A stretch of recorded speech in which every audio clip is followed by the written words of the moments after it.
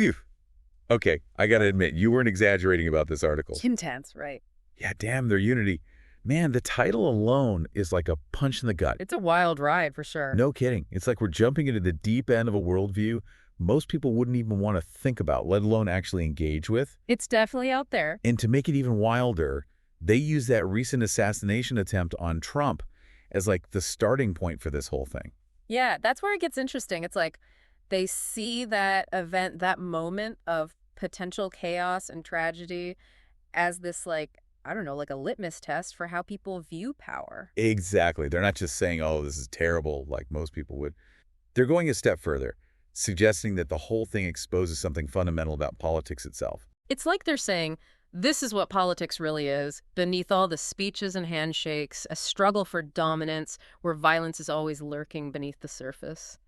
What do you make of that? It's a chilling thought, isn't it? I mean, it makes you wonder, are they being overly cynical or are they onto something? Is that really the game we're all playing without even realizing it? It's definitely a provocative claim, and they don't stop there. They go on to say that the left, and especially what they call intellectual leftists, are actively trying to harm Trump and anyone who supports him. Yeah, and they're not just talking about disagreeing with his policies or anything like that.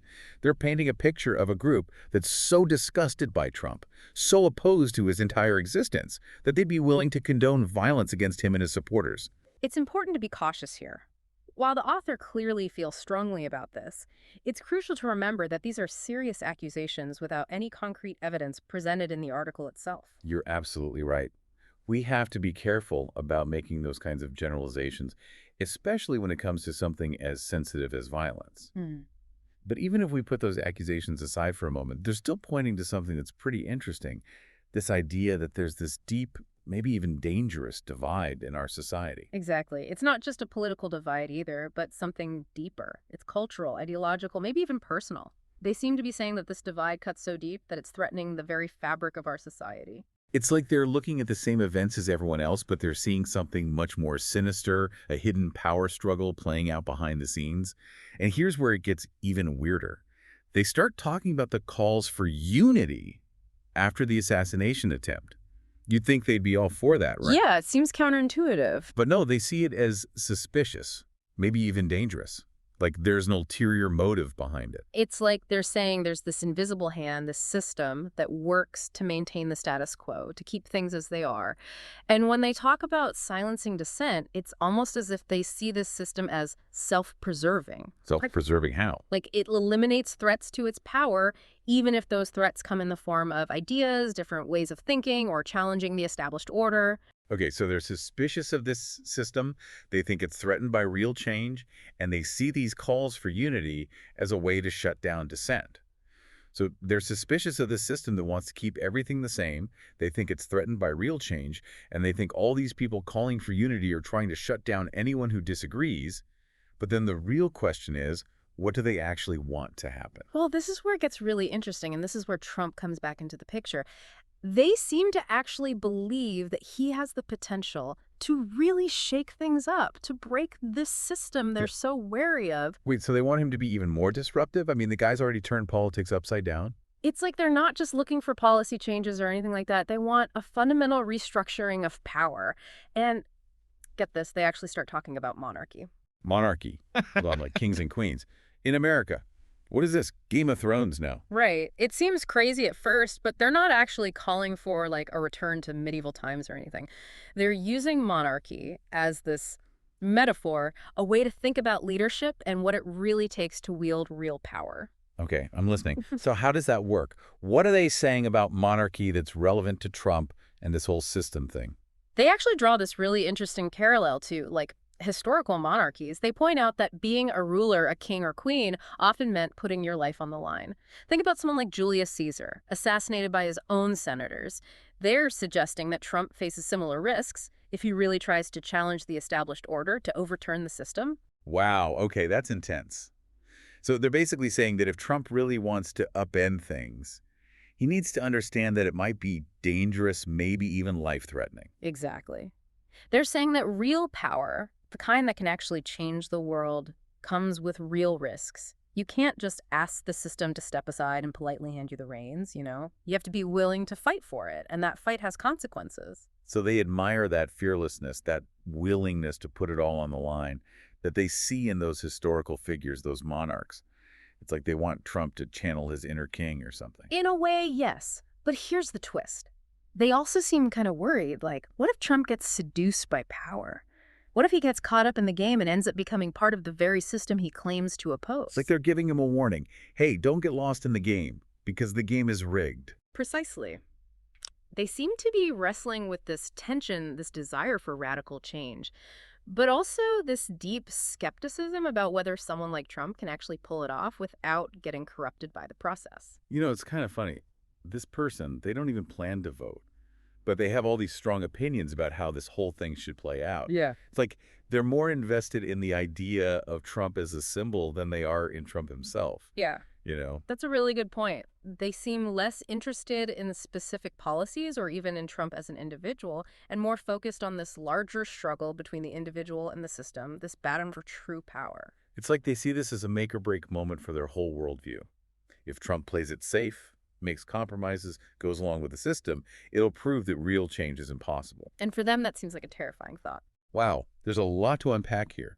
So we've got this anonymous author saying that Trump needs to be more like a king, but also that being king is super dangerous. They're basically daring him to dismantle the system, but also warning him that it might backfire spectacularly. And through all of this, they're making us think about some pretty uncomfortable truths about the nature of power itself, how it works, who has it, and what they're willing to do to keep it preeminent. It's a lot to process, but it's a conversation we need to have. For sure. And speaking of conversations we need to have, remember how they kept mentioning the left? Well, they have a lot to say about that, and it gets pretty intense. So we've talked about the system and how it wants to stop any real change and how Trump might be the one to shake things up. But there's this other group they keep talking about, right? The left. And it feels like they're not just talking about people with different political opinions. It's definitely deeper than that. They seem to see the left as this powerful force, almost like this hidden hand that's shaping culture, controlling what we talk about, and basically working against the kind of change they want to see in the world. You know, it's interesting. They seem especially focused on these intellectual leftists. Like they even call out this one commentator, Destiny, and make him out to be public enemy #1. And remember all that talk about hypocrisy. They bring up Destiny because he actually seemed to celebrate that assassination attempt on Trump. They even included a screenshot of his post where he basically said, "Good, I hope he's dead." Whoa, okay. Uh-huh. So they're saying this guy's literally celebrating violence against someone he disagrees with. That's pretty hardcore. That's exactly how they're framing it. They want you to see this as proof that the left isn't as peaceful and tolerant as they pretend to be. It's like they're saying, look, these are the people who claim to be for peace and unity, but then they turn around and celebrate when someone tries to kill the president. It's like they're trying to expose a double standard, right? Like if someone on the right said something like that, it would be all over the news. Yeah, But because it's this Destiny guy, it's no big deal. exactly. They're using him as an example of this larger problem, this idea that the left has become so stuck in its own ideology that it can't even see its own hypocrisy anymore. But here's where I get tripped up. They use this Destiny guy as an example of everything wrong with the left-right. But then they go on to agree with him about this whole sovereign is above the law thing. That's what makes this so fascinating. They condemn him, saying he's dangerous, that he represents everything wrong with the left. But then they turn around and embrace this idea that he's associated with this idea that a true ruler is beyond morality, beyond good and evil. It's like they're so focused on power, on who has it and how they use it, that all the normal rules, all the things we think are right and wrong, just go out the window. I think you nailed it. It's not really about morality for them. It's about power dynamics. They're saying, if you want to change the world, you have to be willing to play by a different set of rules. So where does that leave someone like me? Yeah. Someone who's just trying to make sense of the world, trying to figure out what's right and wrong. This article is like a puzzle with no solution. It's definitely a challenging read, but maybe that's the point. It makes you question everything you thought you knew about the world, about power, about the choices we make when it comes to politics. You know, after all this, I'm left with one big question. Is real change even possible? The author seems to think so, but only if someone like Trump is willing to play this really dangerous game. And that's the question they leave us with. Is it worth it? Is the hope for a better future worth all the risks, the violence, the possibility that you might become the very thing you are fighting against? It's a heavy question that we all have to answer for ourselves. This whole deep dive has been a wild ride, that's for sure. We went from assassination attempts at kings and queens to the very nature of power itself. It's a lot to process. It really makes you think, doesn't it? And sometimes that's all you can ask for, something that challenges your assumptions and makes you see the world in a new light. Absolutely. So if you're listening to this and you're feeling a little fired up, a little confused, a little both, that's a good thing. Hmm. Don't stop here. Keep digging, keep asking questions, and most importantly, keep thinking for yourselves. Until next time.